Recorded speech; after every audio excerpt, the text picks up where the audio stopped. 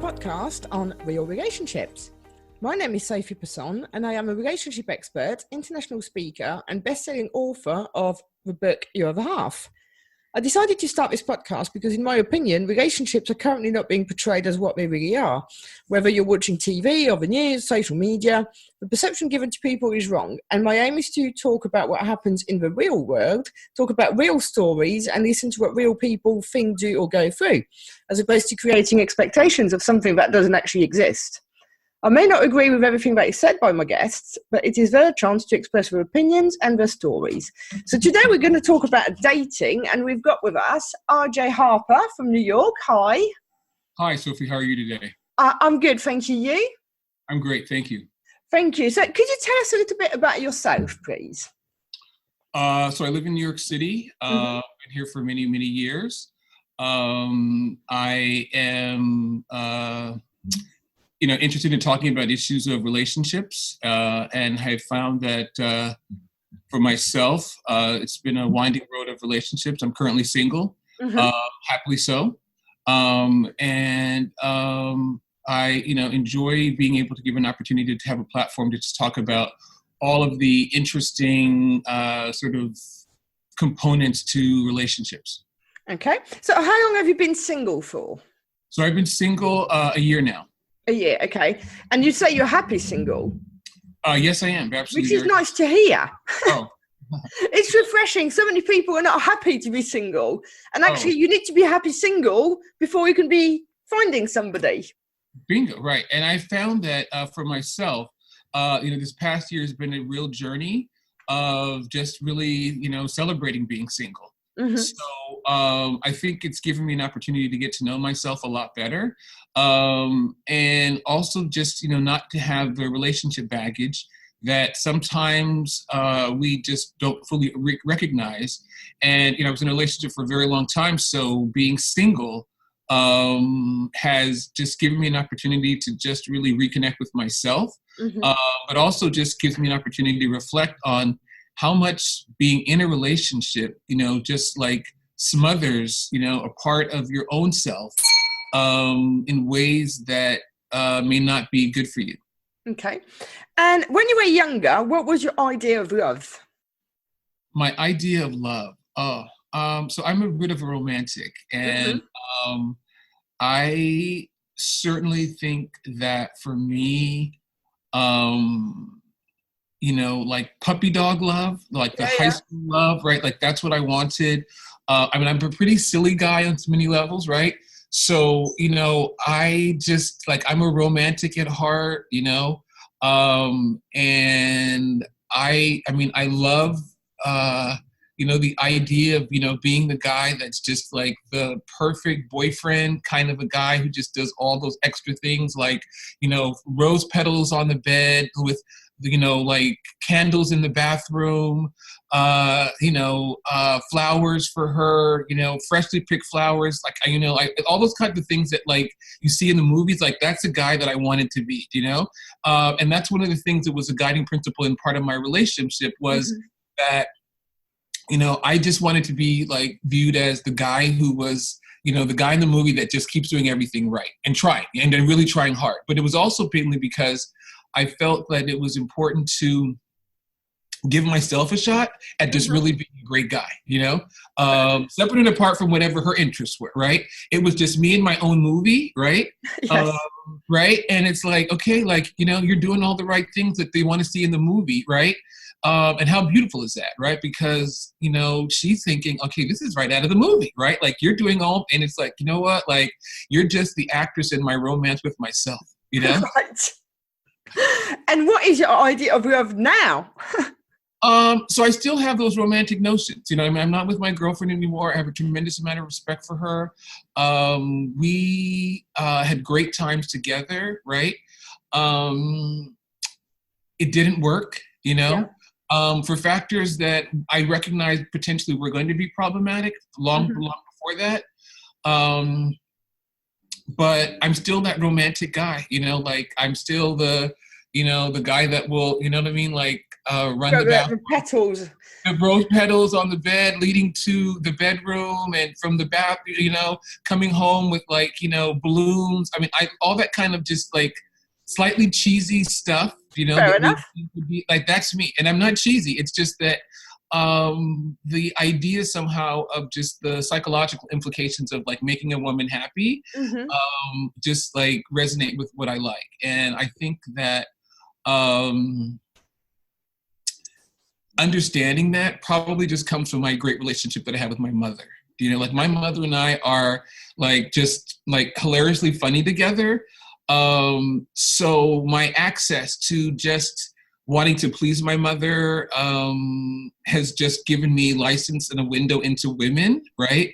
That I just kind of know how to push certain buttons, like the romance buttons, you know, in ways that I find, you know, very entertaining. And I think many women get me because of that.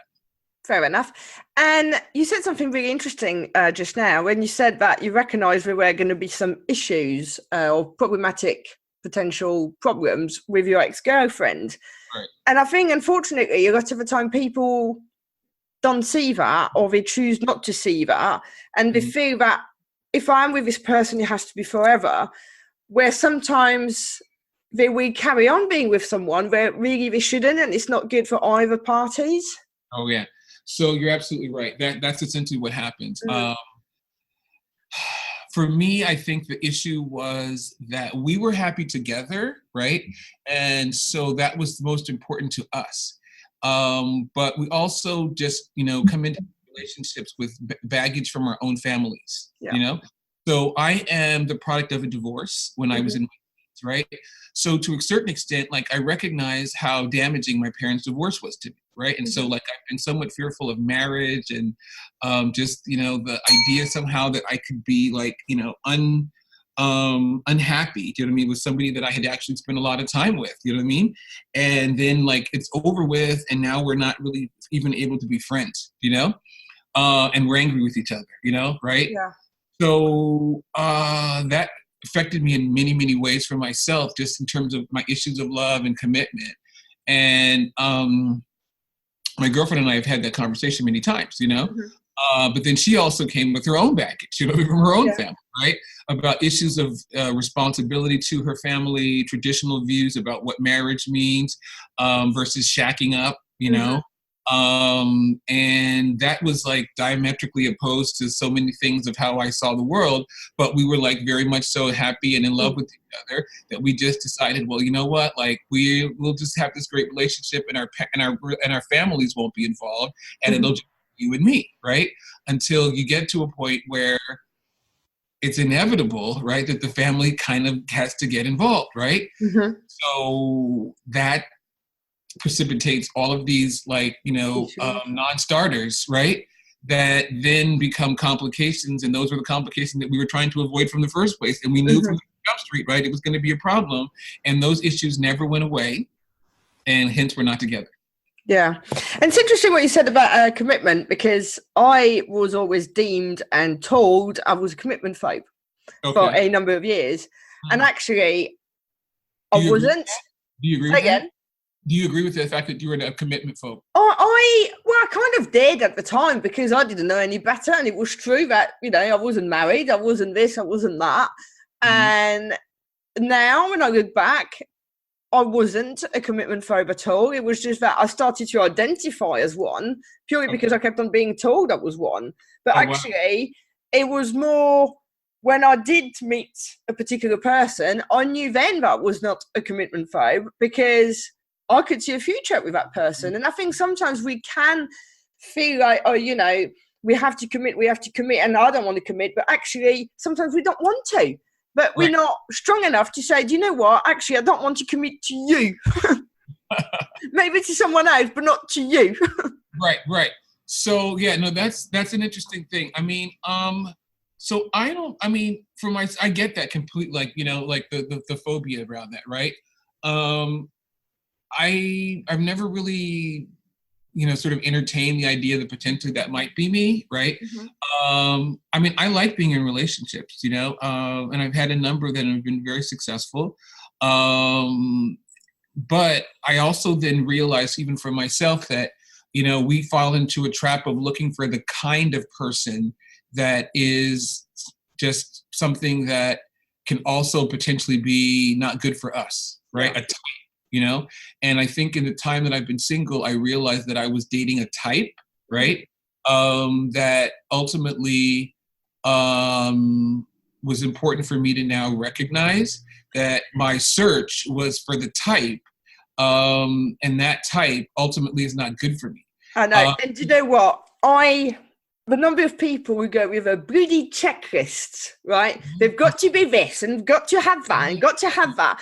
And do you know what? That's why it never works. And when they eventually meet the right person for them, they always say, oh, he's no one like, what I would normally go for. Well, there you go. Here's your answer, the bloody checklist. Yeah. So that's where I'm at right now, because I think that, even for myself, like, I have to run away from people now, because I'm just like, I know all the reasons why you're wrong for me, right? And I get that. And if you can just see that, right, then you're just like, okay, like, I need to be pursuing, or the kind of relationship that really resonates with my soul, right?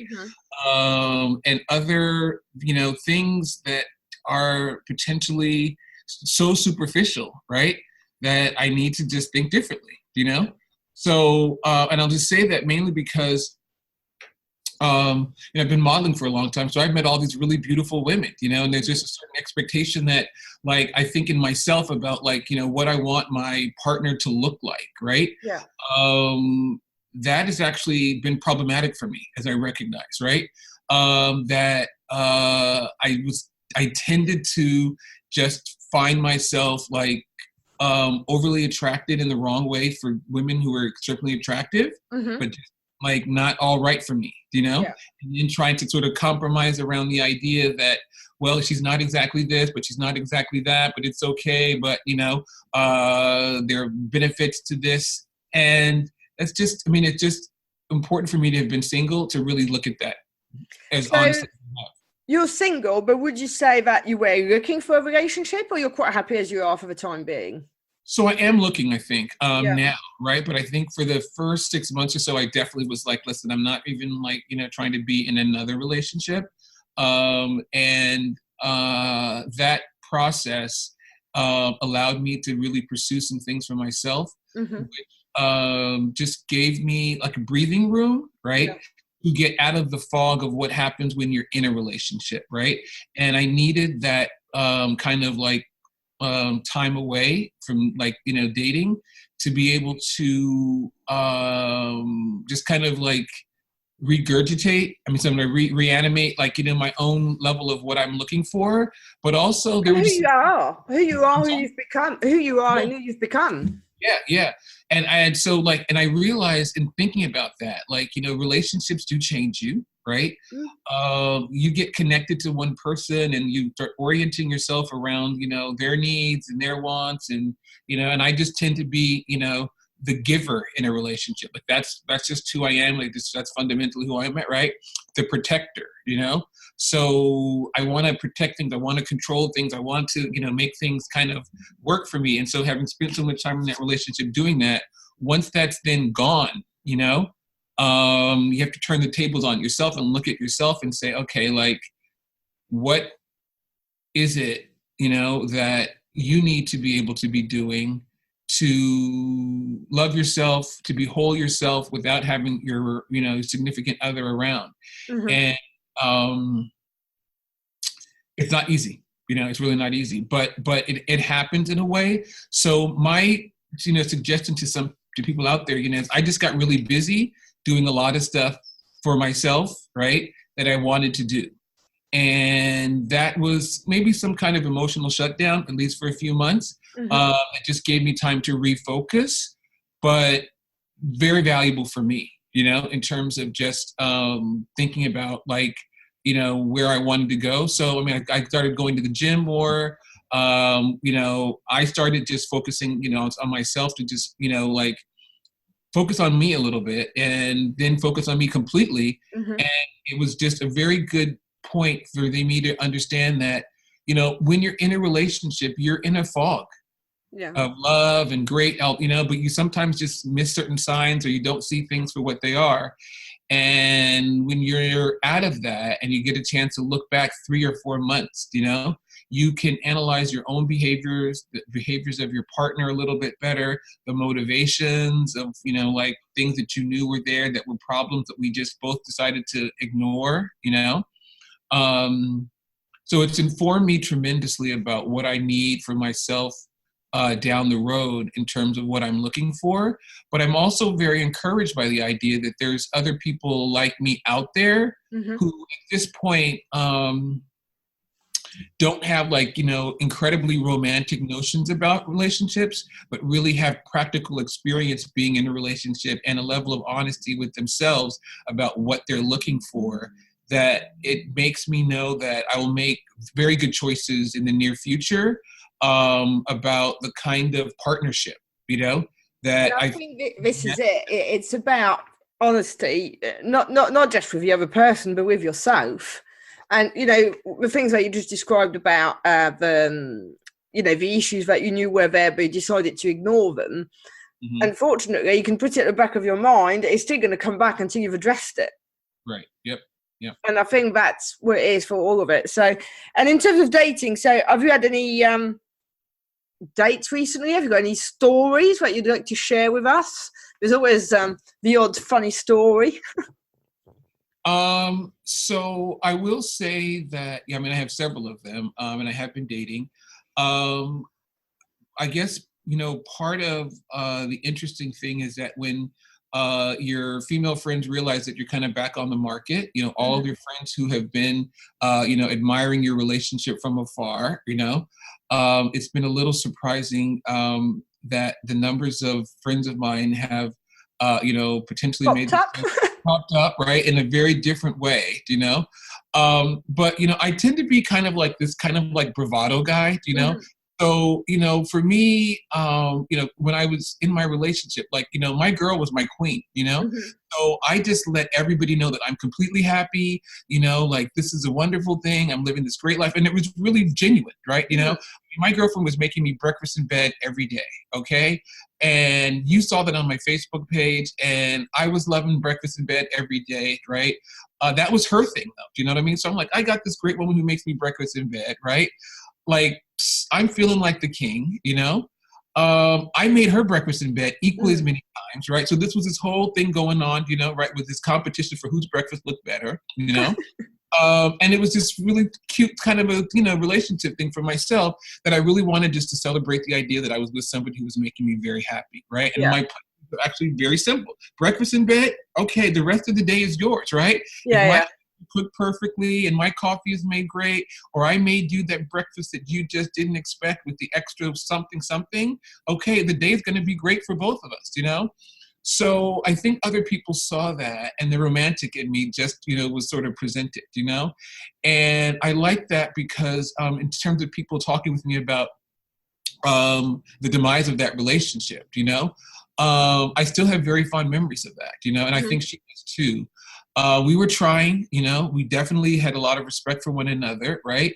But I was also just trying to be a great boyfriend, and for other reasons it had nothing to do with me, things didn't really work out, but there's definitely some huge nuggets of beautiful moments, right? That I think I was able to share with other people that then other women who kind of saw my potential, was he's actually a pretty fun guy, he likes what I like, I can see something really beautiful here, maybe. So how do you deal with friends that pop up? So I think I've just had to kind of just, let them understand that there's a kind of person that's not good for me right now, and I think. And you're it. No, not necessarily. No. Right, no.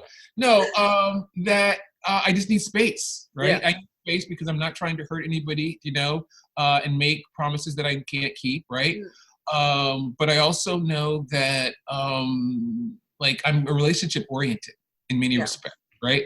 So I just need some time to just, get to know me a little bit better.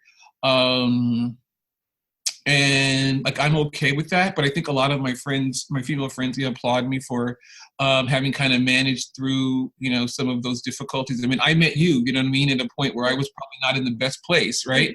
For some of these things. That was, like months after, the relationship soured. So I'm very, happy to have met you and read your book and, understand. But funny enough, it was because you were so unhappy that I gave it to you. Right. But I was also, so I wouldn't say I was unhappy. I was questioning, right? Remember, I think at the table, right? Yeah. And I was like, well, you know what? Like, I'm not sure where I'm at, right? Because like, I have all these positive feelings for my ex-girlfriend, right?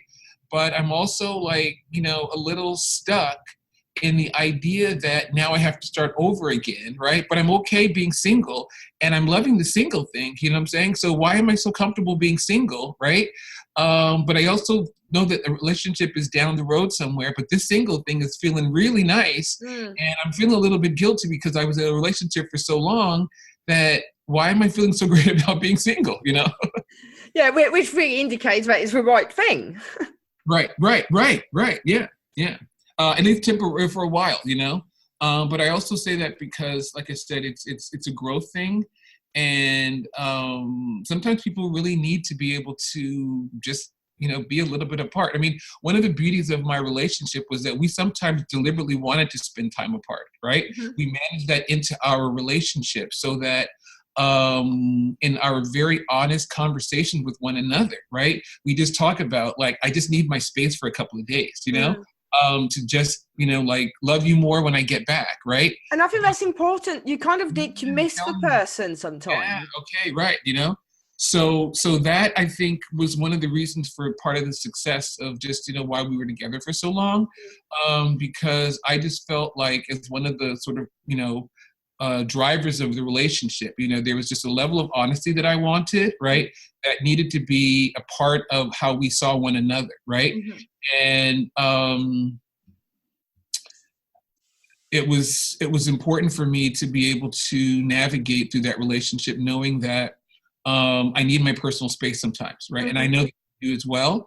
So in order for this to really work well, let's find some happy medium, around some of those issues, because I just know that you need your own space, and I want you to grow in your own space, right? Because it makes me better, And I think for her, that was something like very refreshing somehow, that I wasn't this like completely obsessive boyfriend, that wanted to micromanage her life, right? And, me trying to give her reins to be more of herself, right? Just like, I just could see how that just resonated with her ability to understand that, like, bro, like sometimes you get on my nerves, man, and I just need my space to be like my girly time, and my girly time is not man cave time, so like, and I don't want your girly time, you know what I mean? So like, you go do your girly time for a day or two with whatever, and I'm going to do my man cave thing, and okay. And that was like great. And the other thing as well that's really important is, especially when you've been with someone for such a long time, unless, it's a bit of a, I'm just about to contradict myself, really. What I was about to say is that sometimes when you split up, some people have actually already gone through the grieving process because they've not been happy for a long time, and they, in their head, have started to process, the fact that the relationship is actually eventually going to come to an end. They're fighting it, but they can see the signs along the road. They can see it. Right. Where others split up because it's a mutual thing, because whatever, but there were no real issues to start off with necessarily. Right. It's just the fact that it hasn't worked out. Right. And in that particular case, I think it's really important to actually take a lot of time on your own, because otherwise you're moving on back a little bit too quickly. Yep. And that person is still so much part of you that you need to put them to rest a little bit. Right. So that's where I think I had to get to, was the idea that like I really am like getting to the point of being able to put that person to rest. Right. I don't know. It's complicated, like it's complicated on many levels. And just, dealing with the emotional components, right, of disconnecting, from somebody else who has become such an integral part of your daily life. Yeah, it's a roller coaster of emotions, that I And think. this is what I mean about the grieving process for certain relationship that started a long time ago, because that disconnection started a long time ago. So Right, they yeah. kind of like, sometimes you hear these couples who've just split up and he or her have started seeing someone else within a month or two. And Right, people are like, oh, they must have been cheating. Where it's right, not necessarily that. There was that disconnect for such a long time. They were ready. They've yeah, dealt with it, right. you know? So I get that. And I think for myself, the way that our breakup ended up happening, it had nothing to do with me. It was outside forces that really, just like came in like a ton of bricks. So I wasn't really ready to disconnect. That's why I think Yeah. when we were talking, I was just like a little bit bewildered about like what just happened. You know what I mean, to this situation, right? And I was, in it to win it, I guess. But I also realized that after coming out of that relationship that it wasn't so good for me sometimes, and there were just like roadblocks that were going to continually be there that made me understand that like the breakup is actually really, really necessary for me to just understand the fog that I was in, right? Because you can sometimes just continue to just stumble through life in a relationship, right? Yeah. You really need to just stop stumbling, and just be like, what are we doing here, right? This is really not working for us on many levels, and that I think was necessary for me, because otherwise you're just kind of like going through the malaise of like, it's not really everything that, and that's not good. Okay. Well, we're getting towards the end of our time together, but what would be your advice to a single person who maybe doesn't want to be single? That's a good question. I would just say, kind of relax, right? Because the idea that you need to force it is just all wrong, and sometimes we just kind of have to let the universe, guide us some ways, to just find things that just happen naturally, and I think when you can find a lot of inspiration from people who, met at the laundromat because they just, had some connection to somebody, or they were walking their dog and it's now the neighbor who you never thought would be the romantic interest, sometimes those things can be really valuable, or the friend, right, that you never considered, who's always been great for you, right? And in that rebound moment, somehow or another, you both have kind of been looking at each other in different ways, and now for once you have a chance to really like think about that person as a romantic interest, but you know them and like them, those can be some really valuable experiences, I think. And I think I've been, supported by my friends a lot, in that they're sort of rooting for me, but have high expectations that like, I'll find the right person, but it'll be a person I think that I will have evaluated a lot more, that I'll just know that our vibrations just connect, So I think that that's something that I know is out there for me. And I think once it kind of happens, it's just like a certain level of like, this person really gets me, their vibration is right. All of the sort of, boxes get ticked for certain things that I now realize, because I've had to untick certain boxes that I just like, I don't need that anymore. I thought I needed that. I don't need it, right? There's actually other boxes that are new boxes that I now recognize. And it goes back to the idea what we talked about at one other point, this neuro-linguistic programming, right? Like I realized I was checking boxes for what I wanted that should never have been checked. Yeah. Right. And now I've kind of gone back and reevaluated the boxes that are important to me. And, 50% of the boxes that I checked previously are not important any longer. And boxes that I should have been checking that I didn't check, I'm now checking. And I think, the main thing with that is what are the 5 most important things to you? And these are the main boxes. Right. And I think that that's just been a wake-up call, but I also think that even for my ex-girlfriend, she's got different boxes, right? For herself, that I recognize that, like looking at you now, I would not be for you because the boxes that you've now checked disqualify me in so many ways that it's obvious to me that, I'm saying, I'm not for you, right? And that's a good thing to know, right? You know what I mean? Because like when you go into it, it's like, you know, you don't really kind of ask yourself that, you know, intellectually, like, you know, do you check off, what boxes do you check off, right? But I think that for myself, the more we started like talking just about our relationship, what we wanted, goals, aspirations, even like, you know, thinking about issues of marriage counseling, right? Like we realized, you know what I'm saying, like, even though like we loved each other and it was all, you know, great in many respects, right? The expectations that we had of what marriage meant, right, were like night and day, right? Yeah.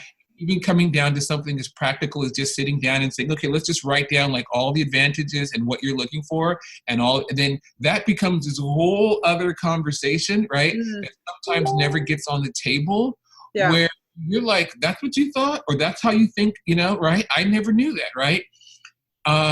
That's not me. Like, do you know that's not me, right? Is that right? And oh, really? Like, you don't think that? That's, you know, like my view is blah, blah, blah, blah, blah, you know?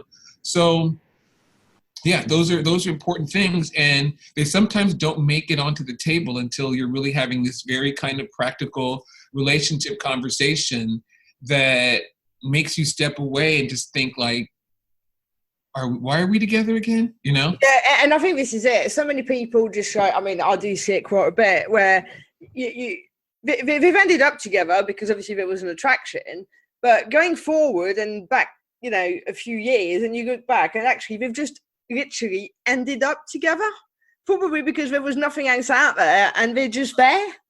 But they've got, as you say, nothing in common. They probably don't even like the other person, let alone anything else. And that's quite frightening. It's because people don't reassess themselves and they're not honest either.